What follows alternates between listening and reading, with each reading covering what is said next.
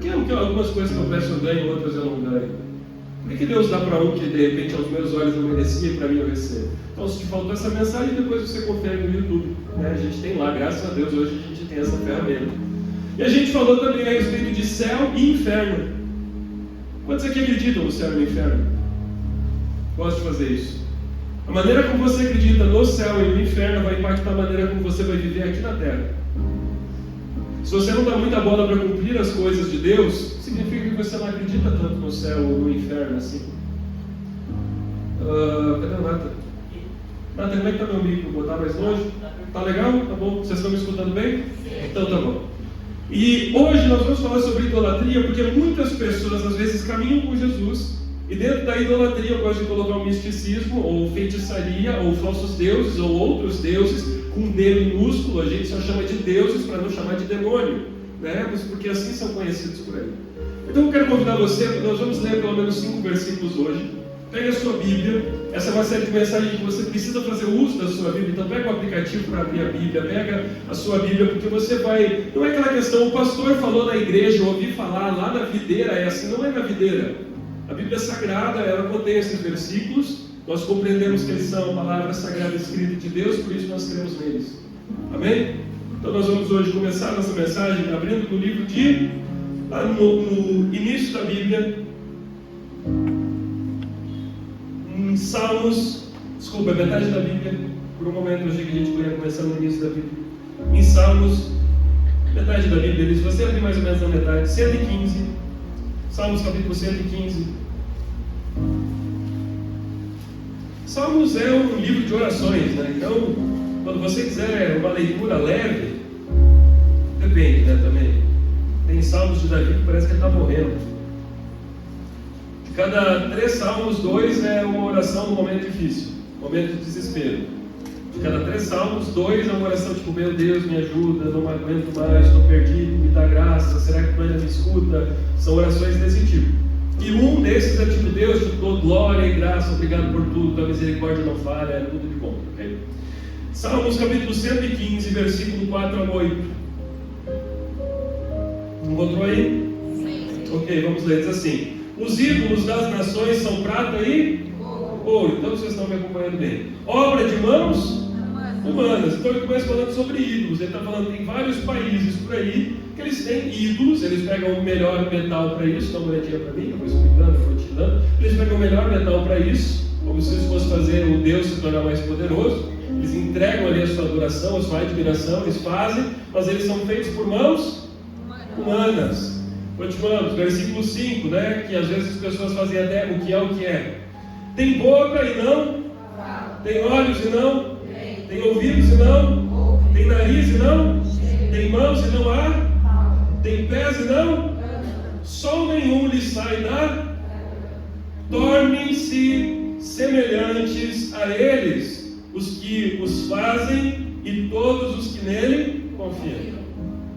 Então aqui a Bíblia ela deixou muito bem escrita o que Deus, o que Jesus, o que o cristianismo pensa a adoração a outros deuses de todas as outras culturas, porque Deus fala que Ele é único, Jesus fala, eu sou o caminho, Deus inúmeras vezes diz, a minha glória eu não darei a ninguém. Deus não divide glória, Deus não divide glória, a minha glória eu não dou para outra, eu não divido com ninguém. Eu vou fazer um pequeno parênteses aqui. Às vezes, as pessoas, quando conhecem a Jesus, dizem assim, eu achei Jesus ótimo. Eu tinha um amigo biomédico, eu amo ele demais, mas eu nunca esqueço uma coisa que ele disse para mim. Eu cheguei para ele e disse, olha, Jesus é demais, ele é bom, a gente vive isso, transformou minha vida, é muito legal, a vida das pessoas. Ele disse, David, é lindo isso que você faz, mas isso não é para mim, eu não quero isso. Né? Ou de repente eu daria um pedaço do meu coração. Jesus, Deus, o cristianismo, não está interessado em 99% do seu coração. Ou você entrega 100% da sua vida para Deus, 100% da sua fé para Deus, ou Deus vai dizer, você não consegue a vaga. Deixa eu dar mais alguns exemplos para você de como Deus é crítico na hora de receber seguidores. Porque às vezes as pessoas acham que Jesus é muito inclusivo. Jesus não é inclusivo, ele é receptivo. Ele diz, vinde a mim como você estiver. Mas nós não temos um Jesus que gosta de manter as pessoas como elas chegaram. Por exemplo, muitas pessoas quando vieram a Deus eram alcoólatras. Nós não temos um Deus que diz, legal, você continue sendo alcoólatra. Muitas pessoas quando vieram a Deus batiam na esposa. Nós não temos um Jesus que diz, continue como está. Ele diz, venha como tu está. Vinde a mim todos os cansados e sobrecarregados, e eu vos aliviarei. Porém, se nós lermos a vida de Jesus, nós vamos ver que ele transforma Pedro em uma pessoa completamente diferente, João em uma pessoa diferente, todos os profetas em pessoas diferentes. Deus não suporta o pecado. Nós temos um Deus tão seletivo quanto aqueles que ele chama para si, que quando ele olha para os discípulos, ele vê que tem uma multidão grande. Vamos lembrar de uma coisa importante também. Eu lembro-se sempre, aqui pregamos o Evangelho de uma maneira que, se fosse para correr com você daqui, era para correr mesmo. Mas a gente prega o que está na Bíblia, assim como muitas igrejas também pregam. Mas não é aquela coisinha só motivacional e bela, né, meu povo? Vocês já entenderam isso, por isso que vocês estão aqui, porque são verdadeiros cristãos que querem a verdadeira palavra de Deus. Amém? Não tem nada de grandes coisas nisso, é simples. Jesus vê uma grande multidão. Então aqui existe um segredo. Jesus não está interessado em multidões que não tenham os requisitos básicos para segui-lo. Tá? Jesus veio para o mundo para quê? Para ensinar o que Deus queria. Então a ideia é que vamos multiplicar, né? Vamos que muitas pessoas saibam sobre esse Evangelho. Então quanto mais pessoas Jesus tiver seguindo ele, melhor para Jesus. Não é esse o pensamento básico que a gente teria? Né?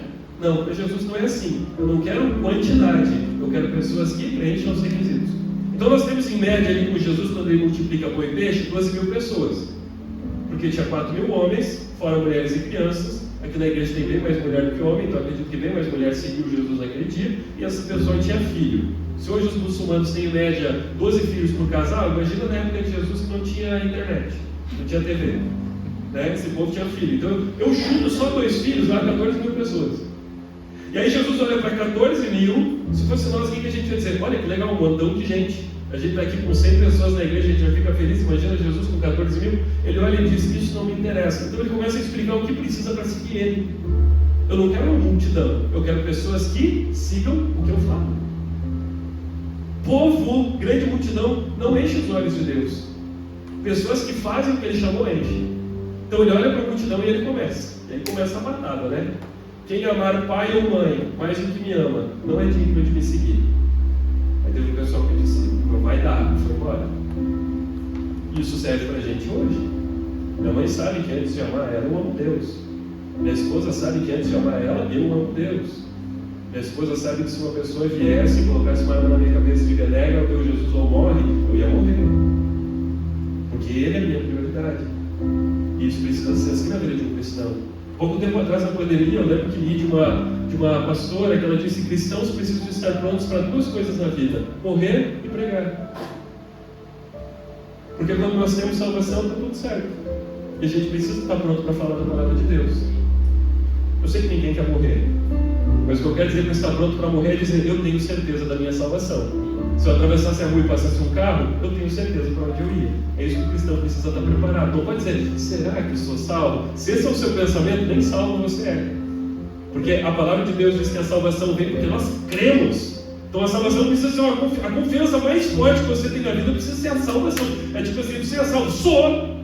Eu nunca vou esquecer da maneira como meu falecido pai disse para os meninos da banda na época, nem era o Lu ainda, era o Rafael.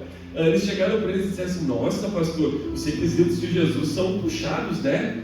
Aí eles olharam para o meu pai e disseram assim, era tudo uma gurizada, 14, 15 anos de idade, o Rafa deve lembrar do Ricardinho perguntando isso para o pai, ô pastor, mas será que tu tem salvação? Aí o pai olhou e disse assim, se eu não tenho, ninguém tem. A gente precisa ter confiança na nossa salvação desse jeito. Se eu não tenho, ninguém tem, né? Essa tem que ser a nossa confiança. Não é, isso não cabe a mim saber. Não, a salvação vem pela fé. Eu tenho certeza que quando eu chegar lá no céu, eu vou olhar assim, chama meu advogado, é Jesus Cristo, conheço, falava com ele, era meu amigo, eu o servia.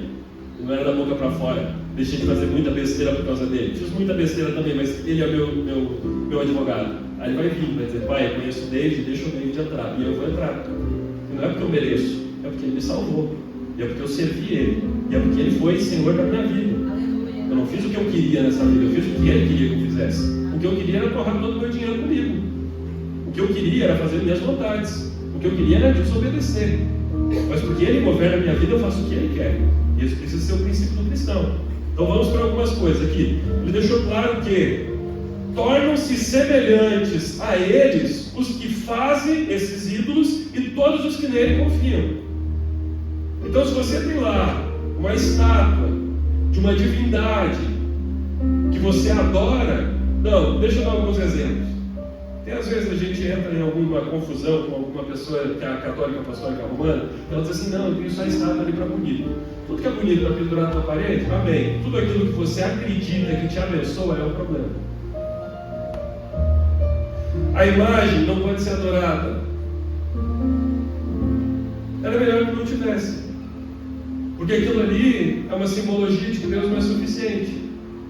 Aquilo não foi feito para enfeite, aquilo foi feito para ser adorado. Aquilo foi feito com um intuito, que a pessoa olhe para aquilo e diga assim, aquela estátua me representa. Ela abençoa a minha vida, ela protege essa casa. E a gente olha primeiramente para as estátuas. Então, Deus aqui está fazendo uma peneira bem grande. Ele diz assim, ó, todas as outras nações têm deuses falsos. Ele não está dizendo assim, os celtas tinham um outro Deus. Não, ele está dizendo, eu sou único. Eu sou único. Existe um mundo espiritual. Eu tenho tanta coisa para falar a respeito de idolatria, nem sei se vai dar tempo, vou tentar fazer 2 mensagens, tá? Tem uns 15, 20 minutos, então eu vou por partes. A gente precisa compreender a idolatria. Então vamos para o primeiro lugar. Se você faz as suas orações para Maria, para Tiago, para José, para Pedro, para João, você diz assim, todo santo ajuda? Não. Santo só foi Jesus.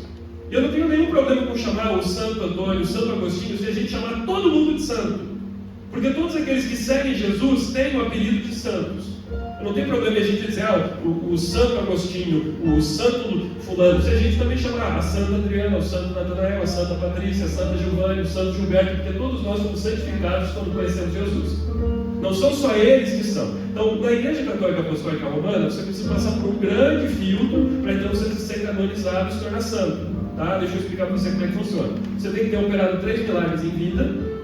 Depois você tem que morrer, não é muito legal essa parte. Aí depois disso, depois que você morreu, 3 milagres tem que ter acontecido, de alguém que orou para você depois da sua morte.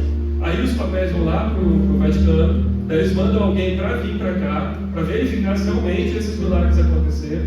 Aí depois esse papel volta para lá, daí é passado por mais 3 pessoas, e então vai para o grande irmão, o grande papa, e daí ele vai calibrar e vai dizer, olha, essa pessoa realmente serviu a Deus, foi um santo. É assim que você se torna santo. Deixa eu te explicar como é que você se torna um santo segundo a Bíblia. Você conhece Jesus, se tornou santo. Consegue ficar feliz por isso? Amém. Amém.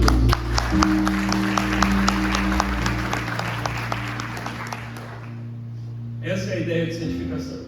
Então, todos aqueles que caminham com Jesus, gente, eu já operei milagres, minha mãe já operou milagres, vários irmãos aqui da igreja já operaram milagres. Todos nós estamos vivendo o Evangelho de Cristo em Jesus. Amém? Então, você tem essa estátua e orar para ela e adorar ela, a Bíblia está falando, aqueles que confiam nessa estátua ficam semelhantes a elas. Tem boca, mas não fala, não vive nessa vontade de Deus. Parece que a vida não vai para frente, não vai para lugar nenhum. Por quê? Porque você está adorando um falso Deus. Sabe quando uma pessoa ela olha, não sei se vocês já fizeram isso, deixa eu ver se tem uma luz dessas por aqui. Nem sei se eu conseguiria fazer.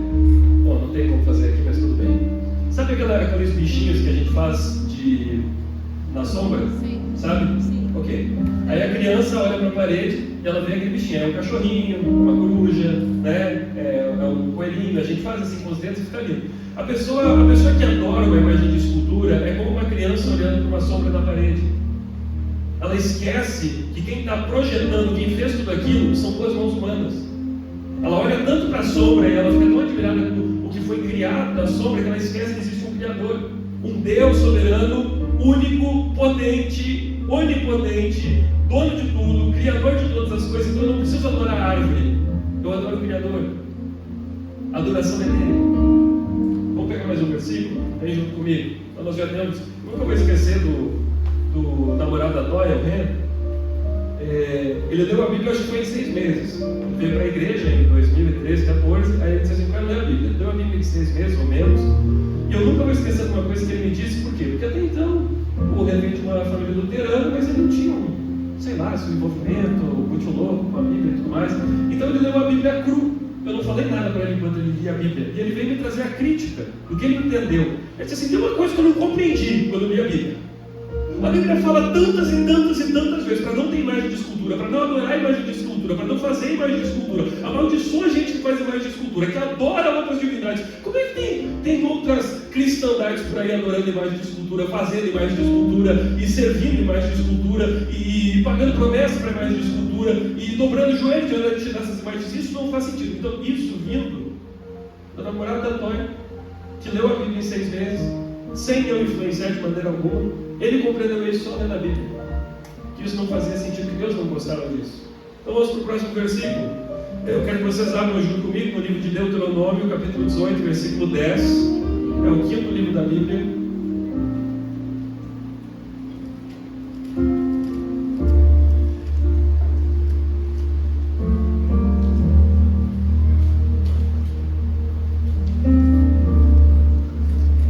Idolatria é um problema, né?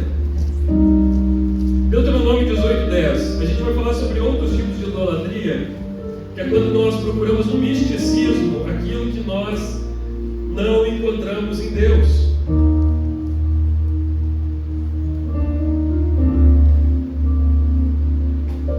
Não encontramos em Deus do jeito como a gente queria, né? Deuteronômio capítulo 18, 10. Isso é o início, quando Deus entrega leis para Moisés. Isso é o Velho Testamento, e bate muito bem com o que existe no Novo. Deus está falando para o povo, dá uma olhadinha para mim. Deus está falando para o povo mais ou menos o seguinte: eu vou dar regras para vocês de como vocês vão me servir. Então ele vai dar um... Mas foi forte. Quem foi? Eu tomei um susto aqui. Vai sair na live, vai virar meme. Depois a gente põe no YouTube lá, faça esse recorte e põe nos stories para vocês verem. Tem gente que diz assim: nossa, o demônio se levantou. Aqui se levantou nada, o som que não é bom. Entendeu?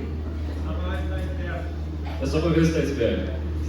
Então Deus está dizendo para as pessoas assim: olha, vocês vão ser homens de uma mulher só, vocês não vão comer comida consagrada a outros deuses. Deus está dando regras para eles, dizendo assim: ó, se eu governo a vida de vocês, vocês vão viver desse jeito. E aqui tem algumas. Ele diz assim: que entre vocês não exista alguém que se faça passar pelo fogo, né? Isso vem de outras tradições, de outras culturas que faziam isso. O seu filho ou a sua filha. O que significa passar pelo fogo? Sacrifício no fogo. Você pega o bebê, joga no fogo e sacrifica um Deus. Então Deus está dizendo: isso não faz parte de mim. Sacrifício humano de bebês não tem nada a ver comigo. Nem adivinhador. Ah, pastor, como assim adivinhador? A gente lê adivinhador hoje, a gente fica pensando assim: ah, eu brinco de adivinhar as coisas. Amor, quantos quilos tu acha que eu emagreci? Sim, nossa, sou um adivinho. Não é isso que a Bíblia está falando como adivinho. Adivinho era alguém que você pagava, chamava e dizia que tinha uma influência de outros deuses para adivinhar coisas. E realmente funcionava. Deuteronômio 18, 10 ao 14. Nem prognosticador, aquele que está tentando deixar de todas as coisas claras que todo tipo de misticismo, feitiçaria, Deus abomina. Nem agoureiro, nem feiticeiro, nem encantador, nem necromante. O que é um necromante? É alguém que fala com os mortos. Quem é que fala com os mortos? Casa espírita. Nem mágico. Aqui por mágico não é essas brincadeiras e ilusionismo que você vê por aí, tá? Pelo amor de Deus, por favor, não vamos misturar as coisas, tá? Por mágico aqui o Velho Testamento. Um mágico no Velho Testamento, gente, era uma pessoa que fazia magia com ossos. Tinha que pegar um pedaço do osso da perna de uma criança. Tá entendendo? É outro nível. Não é hoje aquele que vai lá animar a sua festa. Não é isso que a Bíblia está falando. Nem quem consulte os mortos. Olha, ele deixa tão claro que ele cita umas 2, 3 vezes a mesma coisa. Pois todo aquele que faz tal coisa é o quê? Abominação ao Senhor. E por causa destas abominações, o Senhor teu Deus os lança, ou seja, ele manda para longe diante de ti. Perfeito serás para com o Senhor teu Deus, porque estas nações que has de possuir ouvem os prognosticadores, os adivinhadores, porém a ti o Senhor teu Deus não permitiu tal coisa. O que Jesus está dizendo? Deus está falando aqui para o povo: vocês vão vencer esse povo, porque esse povo faz todas essas outras coisas.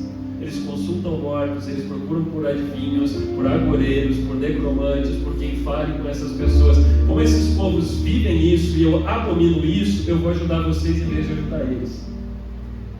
Quem é que está falando isso? Deus. Então você está entendendo que aqui existe um espaço para que Deus não abençoe essas pessoas? Então eu vou dar alguns exemplos para você aqui. Eu fui lá na cartomante. eu fui lá na casa espírita. Estou falando isso através do cristianismo. Pastor, dá um exemplo aí de que Jesus é contra o espiritismo, porque, poxa, lá no espiritismo uma vez já leram um versículo bíblico, falaram sobre Jesus e admiram muito ele. Grande coisa. No satanismo eles também leem versículos bíblicos, não sabia? Eles também falam sobre Jesus e da importância dele. Falar um versículo bíblico, eu posso... Sabe aquela música? Espírito me leva onde ninguém foi, me permita andar nas águas toda vez em que me chama. Sabe essa musiquinha que toca no Instagram? Você fala qualquer besteira que essa música é de fundo, parece que é de igreja, porque é música de igreja. Você pode falar, o diabo é bom, e essa música tocando de fundo, as pessoas acham que é bíblica, porque está tocando a música da Hillsong United no fundo. É tipo isso, meu povo. Vou explicar para vocês. Pastor, ali é questão do espiritismo. Jesus acreditava em reencarnação? Jesus, que é Deus? Não. Por quê? Bom, ele vai falar que ao homem foi dado o direito de nascer e morrer só uma vez. Ele disse que depois da morte vem o juízo eterno. Jesus, quando é confrontado por Nicodemos, e Nicodemos fala com Jesus, isso tudo está na Bíblia, eu não estou inventando nada disso. Nicodemos diz assim para ele, era um momento perfeito para Jesus pegar a propaganda do espiritismo e ensinar a galera. Nicodemos diz assim, Senhor, como posso ser salvo? Aí Jesus olha para Nicodemos e diz assim, nascendo de novo. Cara, um momento perfeito para falar reencarnação. Vamos nascer de novo várias vezes. Ele diz assim, como posso eu nascer de novo se sou velho? Como posso retornar para o ventre da minha mãe? Ele meio que está deixando assim, tipo, pronto, a bola, só chuta para o gol. Jesus era só dizer, não, você vai voltar, vai reencarnar, vai para a galáxia e tal. Ele olha para ele e diz assim, você precisa ser batizado e transformar teu coração. Isso é nascer de novo. Isso que você precisa para ser salvo. Amém? Amém? Jesus também fala, e a única parábola que Jesus cita para eu tirar essa ideia de que Jesus crê no espiritismo, Jesus não crê nisso, Jesus não faz parte disso, Jesus abomina isso, é que Jesus conta uma história, a única de todas as parábolas de Jesus, que as pessoas têm nome, o que dá a entender para muitos críticos e teólogos que é uma história real. Ele fala que existia Lázaro e um homem rico, e Lázaro vai para o céu e esse homem rico vai para o inferno. E esse homem que está no inferno lhe diz, agora eu acredito que existe uma coisa muito ruim depois da vida, e eu quero te pedir para o anjo que estava por lá, me permite voltar para a terra, falar com os meus parentes e dizer para eles que é real, né? Porque aqui nós também encontraríamos, se o anjo dissesse, ok, pode ir, fica à vontade, nós encontraríamos uma base para dizer, o espiritismo é real. Mas dá para a gente consultar os mortos, porque o meu parente que foi voltou, falou, e aí aquele anjo diz, segundo a Bíblia, quem está contando essa história é Jesus, tá? Daí eu não faço Jesus mentiroso. Jesus disse que o anjo disse para aquele homem, quem está aqui nunca mais vai poder sair. É assim desde sempre. Então, pastor, segundo o cristianismo, quem é que está falando no ouvido dessas pessoas nesse lugar? Os anjos de Deus eu tenho certeza que não são, eu acredito que sejam os demônios. Pastor, isso é pesado, tudo bem. Estou falando que está na Bíblia, estou falando que faz sentido e lógica. Porque se Deus abomina isso, não é Ele que está fazendo propaganda lá e insinuando coisas lá. Amém? Então vamos para outro lugar. Vou pegar mais uma vez aqui, ficou claro essa questão do misticismo, de adivinhos e outras situações? A gente vai entrar agora em Atos capítulo 16, versículo 16, onde existia uma menina que ela adivinhava as coisas. Pastor, só Deus que dá poder? Não, o diabo também dá poder para as pessoas. Senão não teria gente que faz pacto com o diabo. O meu avô, por parte de pai, era pai de santo, operava muitos milagres através das entidades que ele chamava. O pai ia tocar tambor com ele lá no candomblé quando era criança. O pai via as pessoas incorporadas com as entidades comendo a ferida na perna de outra pessoa. A outra pessoa ficava boa, meu avô jogava lá as correntinhas por cima da pessoa, a dor ia saindo de um lugar para outro, até que um dia voltava todos. O diabo cobra. O diabo também veio para enganar. A gente tem que lembrar que é o seguinte, o diabo é uma pessoa que sabe que lá em Apocalipse 20 ele vai para o lago de fogo. Ele sabe que a palavra de Deus ela se cumpre. O que ele é? Ele é um funcionário da empresa que sabe que vai ser despedido sexta-feira, mas hoje é segunda. Então ele quer causar o máximo de estrago possível. Então ele quer enganar os santos do Senhor, ele quer inventar outras religiões, ele quer se passar por outros deuses, ele quer tentar inventar milagres, porque junto com os anjos de Deus que operam milagres, existem também anjos caídos que querem fazer milagres e maravilhas. Por isso que o nosso parâmetro de crença em Deus, escuta bem o que eu vou dizer, o nosso parâmetro de crença em Deus não são milagres. Poxa, pastor, ficou bravo, não é para guardar mesmo, eu estou falando com autoridade, eu não estou falando bravo. Normalmente quando eu estou falando assim é porque sentir Deus está na hora de falar mesmo, tem que ser com autoridade para entrar no teu coração. Deus falava assim, até chegava em casa e dizia, eu estava bravo hoje, eu não estou bravo. Eu nunca estou bravo, eu sou um cara pacífico. O nosso parâmetro em Deus não são milagres. Nossa, naquela igreja acontece tanto milagre, grande coisa. Se eles não estiverem pregando a palavra de Deus, é nulo. Porque não são milagres que levam para o céu, é cumprir a palavra de Deus. Tem gente que nunca viveu um milagre na vida, mas vai entrar pela porta do céu. Tem gente, eu nunca vou esquecer, uma vez a gente estava conversando com a avó da Amanda, então eu não vou com nem os familiares. Ela disse assim, aquela igreja é incrível, é demais. Eu disse, aquela igreja é uma heresia pura. Eles fazem coisas horríveis naquela igreja, eles pregam o evangelho completamente errado naquela igreja. Ela disse, mas milagres acontecem lá. Milagres não são parâmetro de que Deus está no lugar, de que a Bíblia está sendo ensinada corretamente. Martinho Lutero, que trouxe a reforma protestante, uma das frases dele mais icônicas é que ele diz assim, nosso parâmetro, eu vou parafrasear ele, mas ele diz da seguinte maneira, toda forma de evangelho que for contra as escrituras sagradas de Deus deve ser negada, mesmo que faça chover milagres. Vou dar um exemplo para você. Meu pai, quando era novo, ele teve um sonho durante a madrugada. E ele queria muito aprender a tocar, mas ele era um zero à esquerda, ele não sabia tocar nada. Ele morreu sabendo tocar tudo, menos violino. E ele teve um sonho, e nesse sonho, durante a noite, ele sonhou que era o diabo, e que o diabo veio nele, colocou a mão no peito dele e disse, se tu se entregar para mim, se tu me obedecer, eu te ensino todos os instrumentos em um dia. Naquele sonho que ele teve, ele disse para o diabo, eu prefiro passar 1000 anos com Deus e aprender uma nota só do que te servir. O diabo também tem a condição de operar milagres, mas não é por milagres que nós vivemos. Nós vivemos por obedecer aquilo que Deus acha bom. Ah, mas eu tive uma amiga que foi lá, caminhou não sei quantos quilômetros e foi curada pela santa fulana de tal. Tive um amigo que foi, eu nunca vou esquecer o testemunho que eu escutei de um amigo meu que é médico. Ele disse, nós levamos a minha filha no espiritismo, e aí eles fizeram as suas orações, ela ficou boa da orelha. E aí eu conheci a igreja evangélica. E na igreja evangélica eles disseram para nós, você precisa dizer que tudo aquilo que você recebeu de Satanás precisa ir embora. Eles oraram, você acredita que o ouvido da menina voltou a ficar ruim de novo? E eles oraram e Jesus voltou a curar. Tudo aquilo que Satanás dá, ele também tira. Satanás também opera milagres, Satanás também dá dinheiro, Satanás também dá fama. Mas nós não vivemos por fama, dinheiro ou milagres, nós vivemos pela palavra de Deus. Deus abomina essas coisas. Mas parece tão bonito, parece tão legal, mas grande coisa, Deus abomina. E aí, quer servir quem? Falsos deuses ou a Deus? Porque é uma decisão dura, gente. O evangelho não é confortável. O que Jesus diz? Quem quiser me servir, negue para a mãe. Tem que me amar mais do que ama os filhos. Negue a si mesmo, tome a sua cruz, me siga. Cruz não é sinônimo de vida, cruz é sinônimo de morrer para si mesmo. Caminhar com Jesus precisa ter os requisitos para andar com Ele. A gente precisa servir. Atos capítulo 16, versículo 16, para nós encerrarmos. É 6 e 10 mesmo? 7 e 7 e meio. Ah, por isso que eu me enganei aqui. Tá, bem terminado. Atos capítulo 16, versículo 16 fala sobre uma pessoa que tinha um espírito no corpo que ajudava ela a causar milagres, adivinhações. Atos 16, 16. E aconteceu que indo nós a oração, aqui quem está falando é Paulo, tá? Ele está falando no livro de Atos. Lucas está narrando a história de Paulo. Lucas era um médico, ele está contando a história que Paulo fez, tudo que os apóstolos fizeram depois que Jesus morreu. E aí ele está contando o que aconteceu na viagem. Ele está dizendo, e aconteceu que indo nós à oração, nos saiu ao encontro uma jovem que tinha um espírito de adivinhação. Ele não está falando do Espírito Santo, ele está falando do espírito de adivinhação. Então é um espírito, se não era um anjo, era um espírito demoníaco, porque a gente não tem meio termo na Bíblia.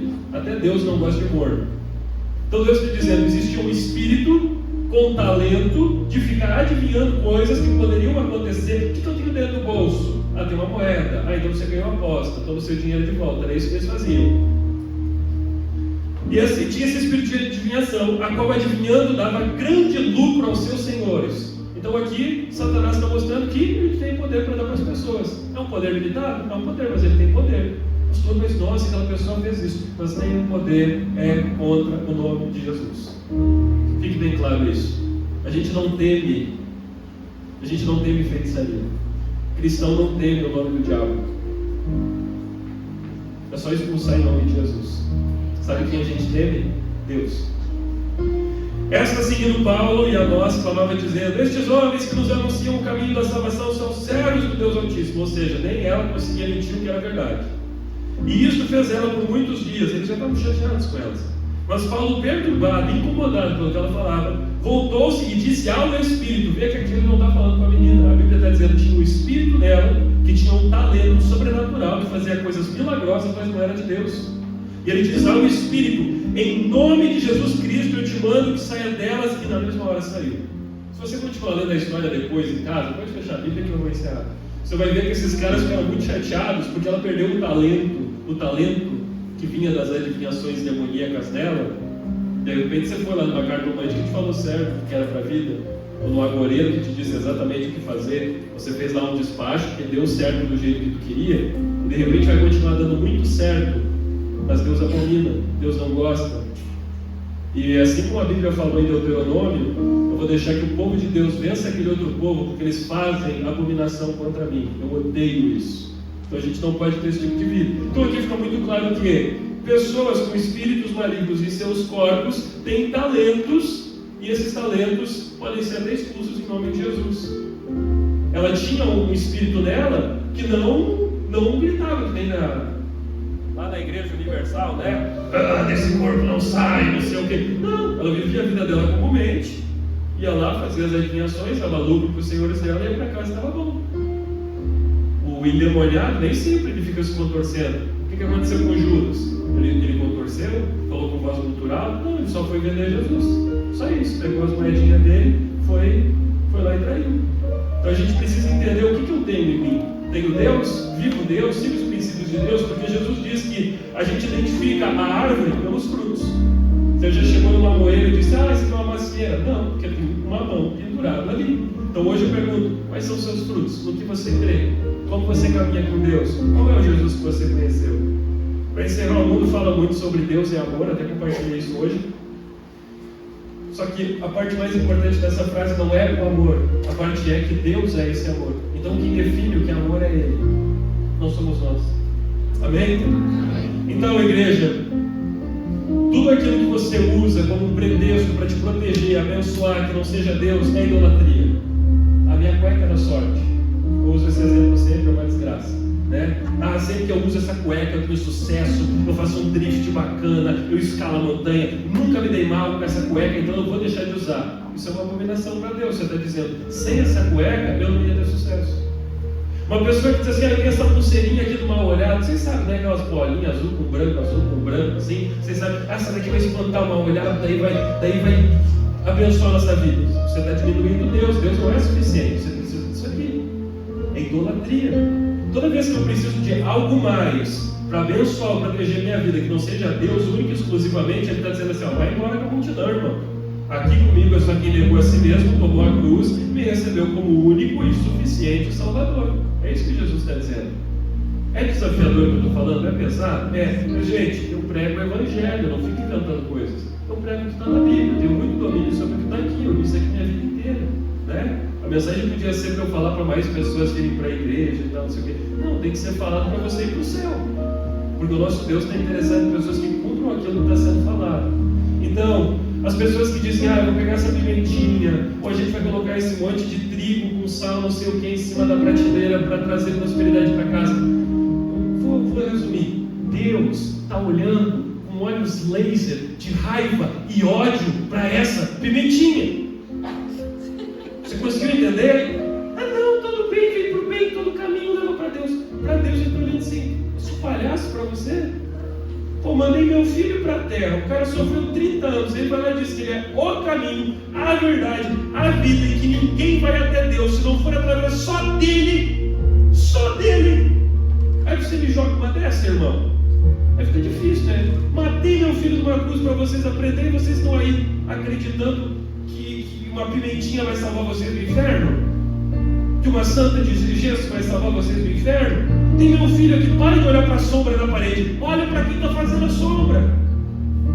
Olha Olha para o Cristo poderoso que morreu na cruz, que é sobre todos os demônios, que criou o universo, que é Deus soberano, que é onipresente, onipotente, onisciente, dono de todas as coisas. Olha para Ele e entrega a tua vida, e para de olhar para a sombra da criação e olha para o Criador que fez todas as coisas.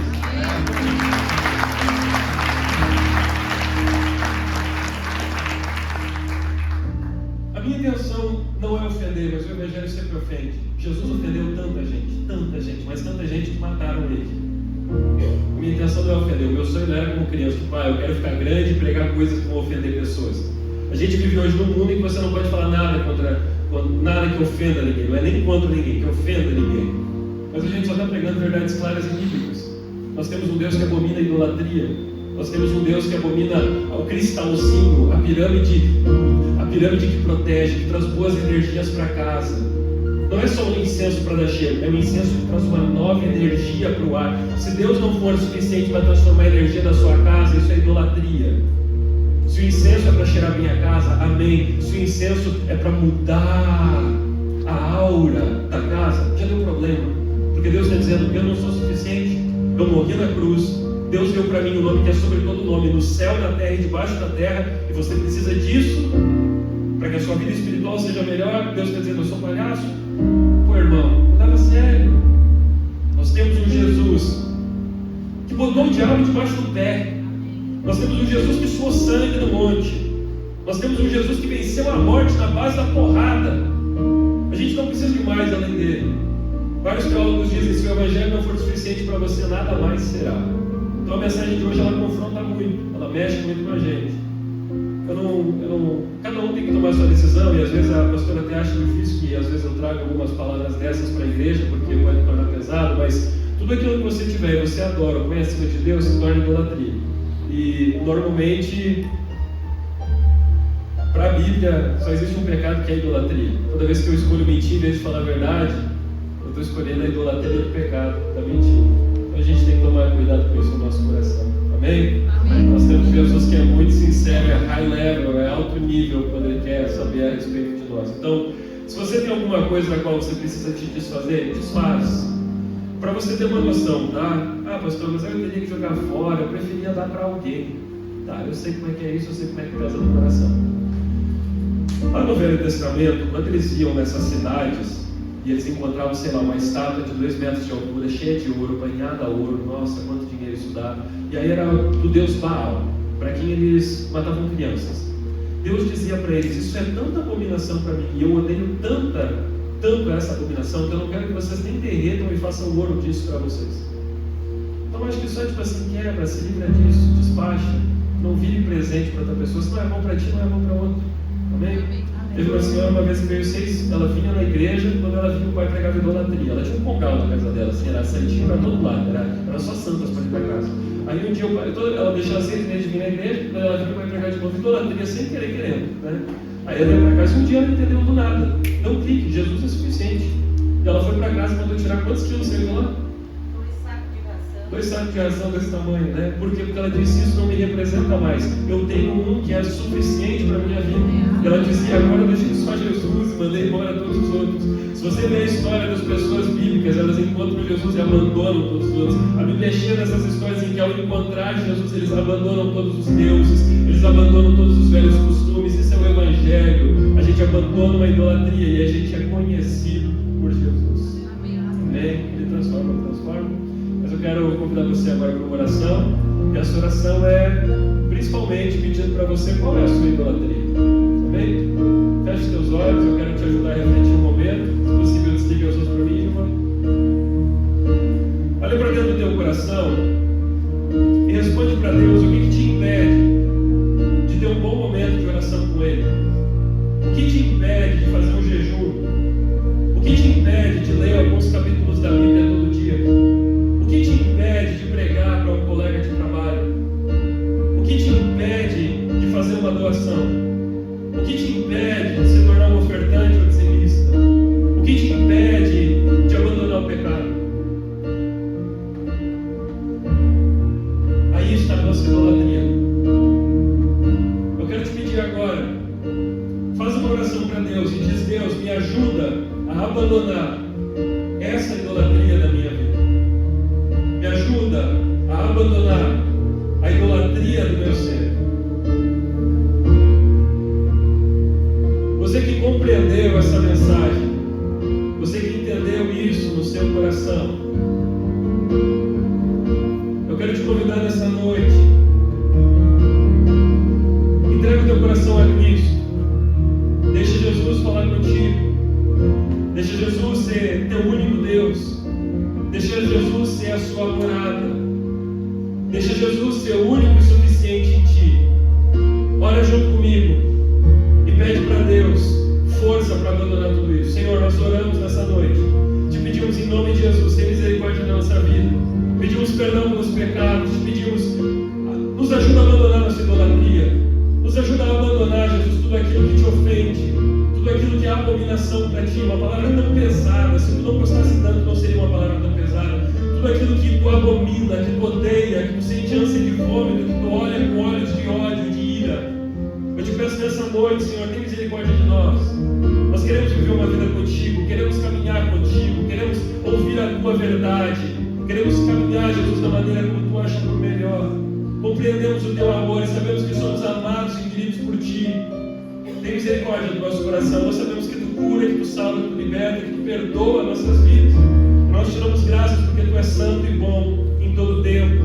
Em nome de Jesus. Olhe junto comigo, diga: Deus Pai, no nome de Jesus, eu oro que eu vença toda idolatria na carne, nas emoções, nas tentações, na minha vida espiritual. Me dá força, Espírito Santo, para vencer a idolatria, que é a abominação para Deus. No nome de Jesus. Amém.